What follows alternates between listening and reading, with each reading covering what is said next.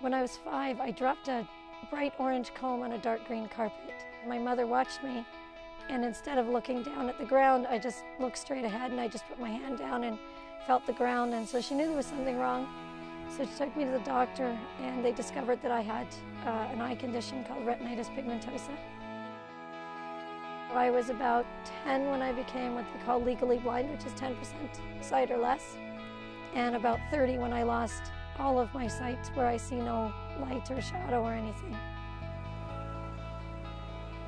Something that's beautiful for me is more around sound and texture and smell. So, you know, when I sit in my yard, I can hear the trees and I feel the heat of the sun. Some people have tried to hold me back and stop me from doing things I want to do. They're not very successful because I'm just too stubborn and kind of pig-headed to let that happen. She has faced challenges that many of us cannot even begin to imagine, and she continues to overcome them. She continues to break down barriers, and she continues to overcome people's negative stereotypes about people with disabilities, and none of it, it just rolls off of her, all of it. Hello, Diane! I had always felt like I wanted to go skydiving, but I was afraid of heights. So I thought, you know what, it's time for me to trust somebody with a vulnerability. I'm excited, I'm all ready for this. I went skydiving, I did a tandem jump.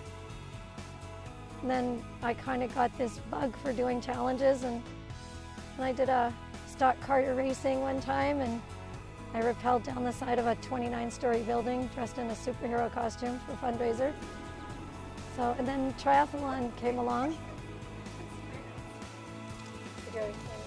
Yeah, I already. And then last year I said, hey Cheryl, I would like to do a full Ironman because I turned 50 in February, and I wanted to, for my 50th year, do something huge. And something that I never in my wildest dreams as I grew up thought I'd be doing at the age of 50. Or that anybody else thought I'd be doing at the age of 50. Every single race that we've done so far, even the ones that have gone very badly, she's always finished. She's always done it. She's always been able to dig deep and pull through. So I think she can do it for this one.